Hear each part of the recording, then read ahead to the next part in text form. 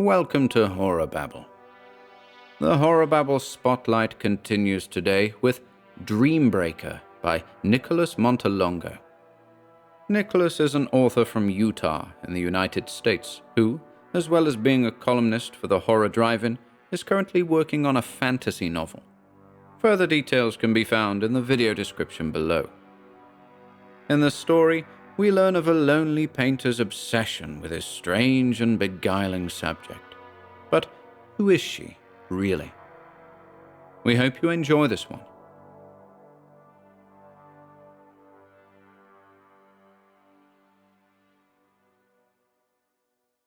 Dreambreaker by Nicholas Montelongo. "How much longer?" she asked. Her stark body was rigid as she sat on the blanketed floor. "Only a little more, then that'll be it for the day," Russell said, the brush in his hand gliding over the canvas. "That's fine. I don't mean to be pushy," Rachel said. "It's just that I have an appointment in an hour." Russell nodded. "I'm sure it will be perfect," she said with a brief smile. "Everyone in the department on campus is talking about you. How long did you say you had been working on nudes?" "A few months," Russell said, his gaze directed on his canvas. He glanced at her before continuing. "You definitely have the gift, then." She smiled again. "A year or two ago you might have thought differently," he said. He was always nervous whenever he met with the models, or any girl for that matter. All of them were professional in their work. None of them flirted or implied anything beyond the scope of work. At times he had to keep himself from grinning when he began another subject. When he first started, he had to hide behind his canvas and easel until he got used to the idea of having a naked girl in the same room with him. Now he was accustomed to it. Painting the human body had become routine, until Rachel Winters. Granted, there was always something new he could improve upon when it came to his technique, but having met Rachel, he felt inspired. He still had much to learn, and yet for someone who only drew on occasion in high school, he excelled in college. Russell had the eye, the hand, and he knew he had the gift. His one regret now was that he was almost done with his painting on Rachel. Lovely Rachel. They barely spoke, and if he did not try to get her attention soon, she would be out of his life forever. Rachel was a model in high demand, not just with painting. Soon she would get her own agent, then move to a bigger city where she would get higher profile gigs. It worked against his advantage to always be at a loss for words. On the rare occasion he had anything to say, he lacked the courage to do so. It was not just her body that stole his attention. If personality and intellect could find shape, they would resemble her. Of any feature that truly struck him, it was her eyes. They had the means of capturing his attention for moments on end, although she never acknowledged his lingering stares. Maybe she was used to it. There was special mystery in them, and he felt at times that whatever she conveyed with her eyes was meant for him alone. A few more strokes with his brush, and he decided to call it a day. "That's it for now." Rachel put on her robe, then picked up her clothes from the nearby sofa. "Is it okay that I use your bathroom?" she asked. "Of course," he said, pretending not to look in her direction. He added to the illusion by cleaning his brushes and keeping his gaze away from the bathroom door as it closed behind him.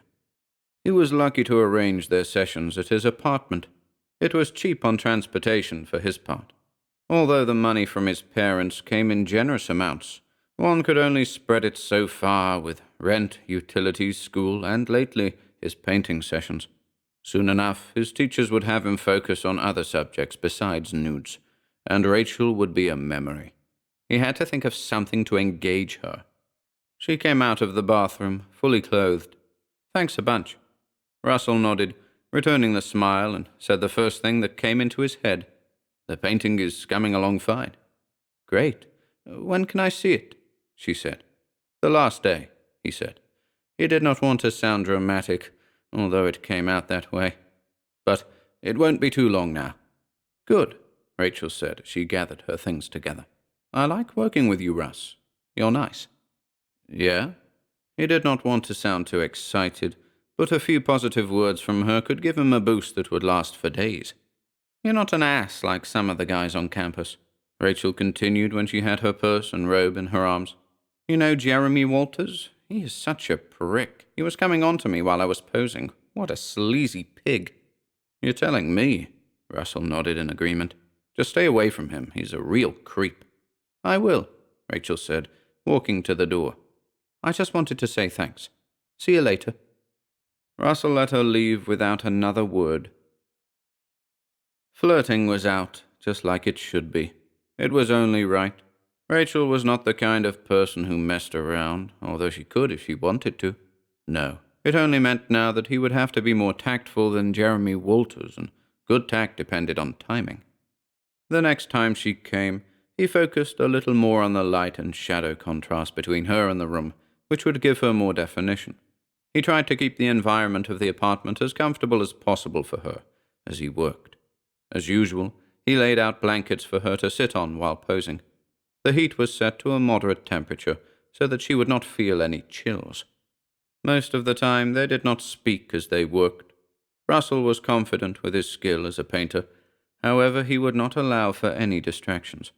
Rachel seemed to be the sort who could naturally stay quiet for hours on end, but could carry a conversation if necessary.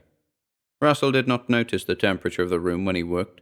He felt as if he was entering into a different world whenever he started painting. He was only tense because he would have to say something soon. By the time that he had finished and she went to change in the bathroom, he felt as ready as he ever would. As she grabbed her things, he said, I was wondering if you wanted to get some coffee. He had agonized for hours over saying something as simple as that. She turned to him with a bemused expression and said, Sure, did you want to go now? The place Russell had in mind was just down the block. It was a small but classy affair. They took their seats at a window booth, and before long their coffee was brought to them. It took some effort on Russell's part to open the conversation. How long have you lived here? Ages. I've been here so long I wonder if I'll ever get out. You couldn't have been here for too long. Long enough, said Rachel. She looked through the window. The sky was overcast, spotted with groups of dark grey clouds. Rather than looking depressed about the gloom, she smiled. I love storms. I always feel excited when I see one. I like them too, said Russell, though not as wholeheartedly as he could. Thunder made him jumpy. It's funny, though. This is still a big city. You can get any gig you want here. I prefer someplace quieter, she said. I like people, don't get me wrong, but not so many in one place. Sometimes you can barely hear yourself think around here. It's not too bad, said Russell. He still fought for things to say. You just need to immerse yourself in what you're doing. You can zone everything out. I exercise, run errands, then I pose and do some modeling. I want something different, though. Like what? I don't know. She shrugged, smiling. Something that doesn't involve being ogled all the time. As they spoke, Russell realized how different they were, but then again how alike. She loved art as much as he did. He loved city life, and she hated it. She was intelligent, more than he was, and kept proving it by surprising him with how much she knew. History, books, even architecture. She really did not have to keep modeling if she did not want to. Rachel looked over to the clock while speaking, then stopped. I have to go. So soon, said Russell. He could not help but think how pathetic he sounded. Yeah, but I'll see you again on Friday. She was about to get up, and Russell almost leapt from his seat. Did you want to do this again sometime? He asked. Russell, Rachel said as she settled back into her booth. Do you mean as friends, or something more? For some reason, women could always tell when a man wanted to be more than their friend. He did his best to be discreet, and made no cheap flirting attempts either, but he berated himself regardless for not having known better. He shifted his gaze from her to the table and back. His mind went blank for lack of anything to say. Out of bleak desperation, he said, I like you, Rachel. Listen, I'm not really interested in anybody, Rachel said. Her tone was soft, but did not sound condescending. I mean, you're a nice guy, but my life is really messed up right now. In spite of his hopes, Russell did not delude himself. He did not count on an instant connection, although he would have welcomed it. It was his anticipation of what would happen that enabled him to keep his composure. I see, he said. His tone was detached, and he looked away from her. I'm sorry. Her voice was warm, but even a sincere apology felt hollow. It took effort on Russell's part to make an acknowledgement. They exchanged a few words, and then she left, but not before she made the promise that she would see him again on Friday. Although he was done with his coffee, Russell just sat there. His mind did not race because the pressure to approach her was finally gone. He was not angry or upset, but he felt dead in his seat. A server offered him more coffee, which he accepted but did not touch. Much to his surprise, he saw her on Thursday while he was on campus. It was late in the afternoon, and he had just finished with his last class for the day. The sun was lowering, which made little difference because the sky was still overcast. The grounds flocked with students as they emptied the buildings, many of them eager to leave. He saw her several feet away, walking with another man. His arm was around her shoulder. Rachel wore a dress that showed about 4/5 of her legs. Her top was low-cut and received some obvious stares. All that talk about being ogled, and she dressed like that. She was modest all the other times that he saw her. She refused to let anyone see an inch of exposed flesh, unless it was under professional circumstances. Russell also recognized the guy she was with, Jeremy Walters. She complained about him early this week. What was she doing with a man she called a prick a few days earlier? Russell could have guessed when he saw Jeremy place his hand over her left buttock and she gave him a long, memorable kiss. She turned around for a moment. Russell was sure enough that she did not see him, but there was a look on her face that he could not forget even when he tried to sleep that night. Her face seemed serious, formidable even when she smiled, but even worse was the feeling of a threat that her look seemed to give to anyone who might approach them. Rachel was talkative the next day, almost bubbly. He did his best to avoid any conversation, replying only in monosyllables and sounds that resembled words. She did not deserve his attention, although he had to look at her as he painted. She didn't want to date anyone, and yet she let that asshole put his hands all over her. Thinking about it only made it worse. He kept his brush steady as he worked through impotent rage. At one point he said, "Can you be quiet, please?" His tone came off as sharp as he wanted. "Oh, sure, Russ," she said. By her tone, it seemed that he took the luster out of her mood. When looking at her face, he softened. He said, "Sorry, I just need to concentrate." The apology was half-hearted, and he wished that he did not make it. "What's wrong, Russ?" Here it was, the moment of truth.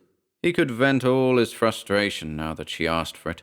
He looked into her face, or two faces rather, and saw her eyes that glistened like crystal, like distant stars.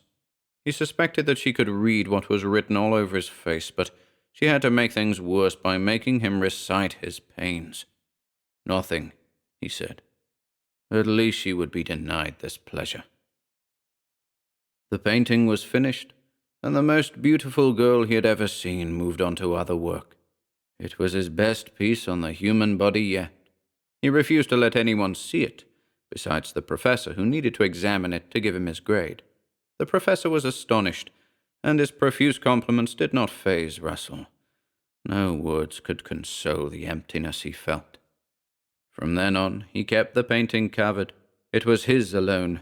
If anyone wanted to see it, they could hire her. Otherwise, they could go to hell. He did not look at the painting often, however. It was still too soon after the time he saw her with Walters and the odd expression that she had on her face. The look seemed to bother Russell more deeply, although he could not say why. His thoughts repeated in a loop. His story felt like something out of a myth. An aspiring artist captures the most beautiful thing on canvas, the offspring of a god and human, the only girl he could ever love. Like all great tragedies, his story ended in heartbreak. Damn it, he hated all of these self-pitying introspections. He hated his life, hated himself for letting this happen, and he hated her. No, he did not hate her, although he wanted to. "How are you?" she said over the phone. She called him about once a week since he unveiled the painting to her. It made him wonder why she went through the effort. "Not bad," said Russell. He rubbed his face while talking. His cheeks were ragged with week old stubble. His tone was bright, but his appearance was not. It took more effort to shower and to do laundry than usual. "I'm just working on my classes, and I have some models scheduled to pose for me later on. Finals will be in a few weeks, too. You know how it goes." "That's good to hear. Same old stuff for me." She always sounded so cheerful, and sometimes he felt like breaking in with what was really on his mind. "You know, Russ, you should do a show with your portraits." "But a lot of them are just sketches," he said, with a stifled laugh that he faked on the spot. "Being modest like that isn't going to help," Rachel said. "Seriously, you should do a show." As usual, he ended the phone conversations with the expected pleasantries, and as far as he could tell, she did not suspect that he was lying most of the time. As much as he tried to sound upbeat, as if his life were exciting and full of people who were interested in him, he was just going through the motions. Rachel was the last girl he painted, and he did not speak with any others. Academically, he learned all that he needed to. Aside from going to class, he lived like a hermit in his studio and slept more often. The sleep brought no rest. He came to class one day, the one on the history of the High Renaissance, and saw several police cars on the parking lot near the art center. As he took his seat in the stadium-seated lecture hall, someone sat next to him. Neil Lang, the only friend he ever made in that class. He supposed it was because Neil and he had the same temperament. It might have also been that Neil was a good artist as well and showed a lot of promise. "What's with the cops?" Russell said, just to make small talk. "Are you kidding? You really have locked yourself in your place for the last month, haven't you?" said Neil. "What do you mean?" "Geez, man, you haven't heard?" he asked. Russell was starting to get irritated, but his friend cut him off before he could speak. "You remember Jeremy Walters, right?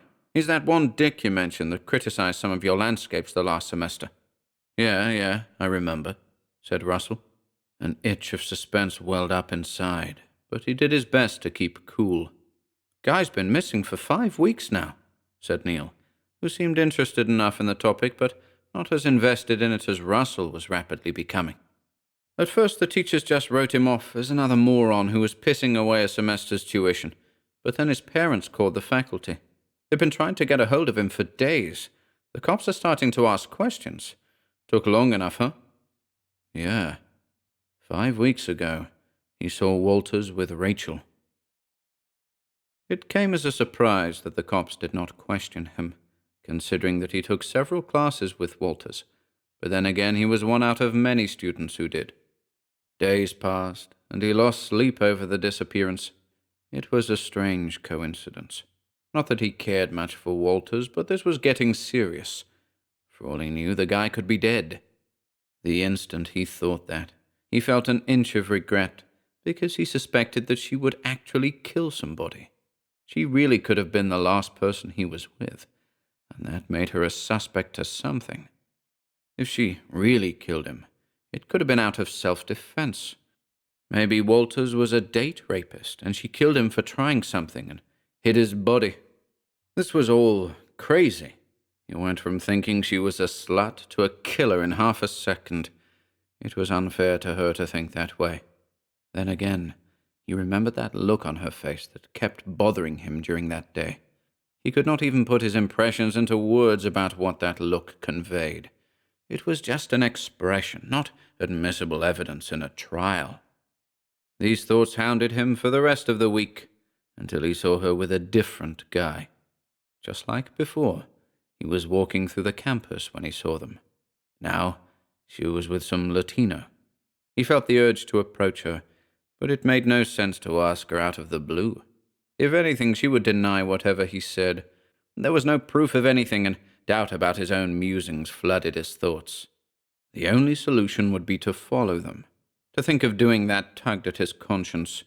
It did not feel right to follow somebody based on some paranoid theory. Regardless, the answer was walking about 20 feet away from him. He had to know.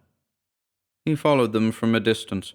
They walked off campus and ended up at one of the nicer apartments uptown. She made good money from her gigs, no doubt. There was no way that he could follow them upstairs without being seen, so he fell back as they entered the elevator. Finding her apartment number was simple enough. He looked at the mail slots by the entrance. All of them were labeled with last names, and only one had Winters on it. 3rd floor, 316. Going up to her place was not so simple. He knew he would be intruding on someone's private life. Someone he still had feelings for. Someone who he could end up having the wrong idea about the whole time. She deserved at least the benefit of a doubt. Even if she was insincere, she was still pretty nice. She had the sweetest voice, the most amazing body, and such wonderful eyes. Her eyes, she seemed to reach into his soul each time he looked into them. It was wonderful, yet frightening now that he realized it. After waiting for what seemed forever, he made his way up. At first he knocked on her door, but after waiting, he tried the knob and turned it. The door led into a home furnished by a museum. Russell saw numerous paintings on the walls by men he was inspired by. Some were well over a century old, impossible for her to afford. Moving farther inside, he saw a mirror framed in gold. The living room had furniture that must have been hundreds of years old. He did not see her anywhere. Every semblance of good sense told him he should not be there. Nothing in that apartment made sense. That same good sense told him to leave. He knew he would find something in one of her rooms, and against all warnings he began looking for it. He approached a door that was closed. Something in his head told him it was forbidden to enter. He turned the knob. The room was as ornate as the rest of the place. A 4-poster bed sat next to the window. A large oak dresser sat across from it. The emptied head of the Latino guy lay on the floor, and his bloody corpse sat a few inches away. Rachel lay on her sheets stained red, wearing the robe that Russell always saw her use. She rested on her right hand, supported by an elbow. She looked at him with an indolent expression and got up. "I knew you wouldn't stay away," she said. "The way you always looked at me said enough." "What is this?" Russell asked. Although the answer was obvious, he fought for a rational explanation to the horror on the carpet. "This is something that you will never tell anybody," she said, approaching him. "This is the same thing that will happen if you say one word. I like you, Russell. I always have. That's why I couldn't let you get any closer to me. Every man who does, dies." She paused, as if to give him a chance to take it all in and ask another question. Then she continued, "I need them to live. I taste their blood and consume whatever I need, and so every life I take prolongs my own. Anyone who stares at me can become my possession." There was no denying this. Every time he looked at her body, he became enthralled by it. But it was not just that. He looked into her eyes again. Hazel, clear, luminescent, but slit. He knew he was not looking into a woman's eyes. "You are the most decent person I have met in such a long time, but even you can't resist looking," said Rachel. Her voice woke him from his haunted reverie, but this time it was not sweet. Rather, it carried a melody that gripped his heart like a hand made of ice. "I know what you want, but everyone who tries has died and could not help themselves. If you value your life, you will stay away and keep silent. I may like you, but I value my life more than I do yours. If you come back, you must die. Leave." Russell did as he was told. He walked out of the building and made his way home, staring at the ground the whole way. He did not know what she would do with the body or what she had done with the others, but he was sure the cops wouldn't find them. After all, they did not find any trace of Walters, so far at least. After all he had seen, he was unsure of what he would do. He walked into his studio and sat down. The sight at her apartment drained all of his energy, and all he wanted to do was crawl up into a ball and sleep. He stared across the room, not wanting to, but staring at the canvas, draped with a white cloth that still sat on the easel. Russell tried to hold himself back, but was too exhausted to resist. He dragged his feet across the room and uncovered the painting. He looked at her body, and then her eyes. The painting stared back. He could have sworn that he saw slits instead of pupils. The core of his being told him to burn it. It was evil. Every semblance of good sense told him to destroy it. But he kept staring.